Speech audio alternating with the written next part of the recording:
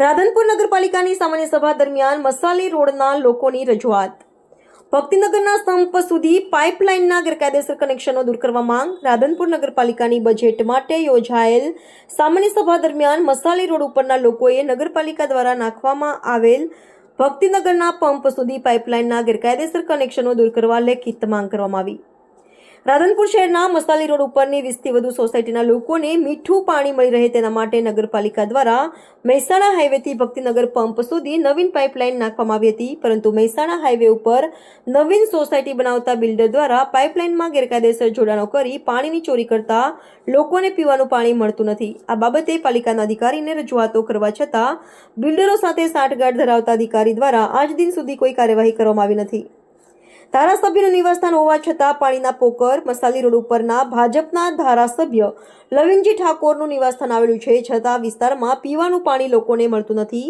પાણીની પાઇપલાઇનમાં ગેરકાયદેસર પાણીની ચોરી કરતા બિલ્ડરો સામે ધારાસભ્ય પણ મૌન ધારણ કરીને બેઠા છે, જેને લઈને બિલ્ડરો બેફામ બની પ્રજાના પાણીની ખુલ્લેઆમ ચોરી કરી રહ્યા છે, જેને કારણે વિસ્તારના લોકોને પીવાનું પાણી મળતું નથી. લોકોને આજે પીવાનું પાણી પૈસા ખર્ચીને ખરીદવું પડે છે.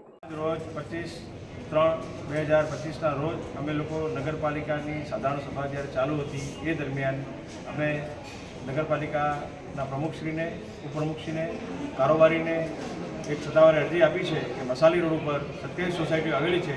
27 સોસાયટીની અંદર મીઠું પાણી આવતું નથી. એમાં અઠવાડિયામાં એક જ વાર આવે છે અને ના આવવાનું કારણ છે એક મોટો ખ્યાતનામ બિલ્ડર જે છે એ લોકોને તાક ધમકાઈને કરપ્શન આપીને જે નર્મદાની લાઇન છે એની અંદરથી કનેક્શન કાપી અને પોતાની બિલ્ડિંગો અને શોપિંગો બનાવે છે, તો એ યોગ્ય નથી. એના ઉપર પગલાં લેવા માટે અમે લોકોએ આજે રાધનપુર નગરપાલિકાની અંદર અરજી આપી છે અને એમાં તપાસ થાય એ સારું. અમે બધા સોસાયટીના નગરજનો ભેગા થઈ અને આવી અરજી આપી છે અને અમે અત્યારે તત્કાલિક પ્રાંત ઓફિસે જઈશું.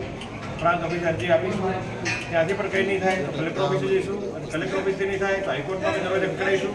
પણ મીઠા પાણીની જે પ્રોબ્લેમ જે સોલ્વ નહીં થાય ત્યાં સુધી અમે લોકો છેક સુધી દરવાજે ખખડાવીશું.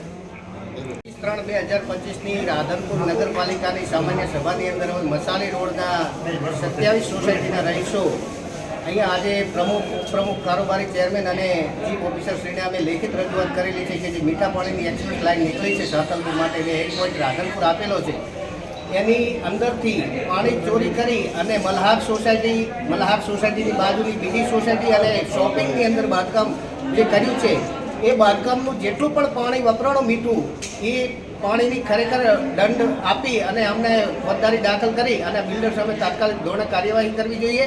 જો આ કાર્યવાહી કરવામાં નહીં આવે તો અમે સોસાયટી અને મસાલી રોડના રહીશો કલેક્ટર ઓફિસ, RCM અને RCMથી જો હમણાં આ વસ્તુ નહીં પતે તો અમે હાઈકોર્ટના દ્વાર ખખડાવીશું, જેની સંપૂર્ણ જવાબદારી રાધનપુર નગરપાલિકા ચીફ ઓફિસર અને વહીવટી તંત્રની રહેશે.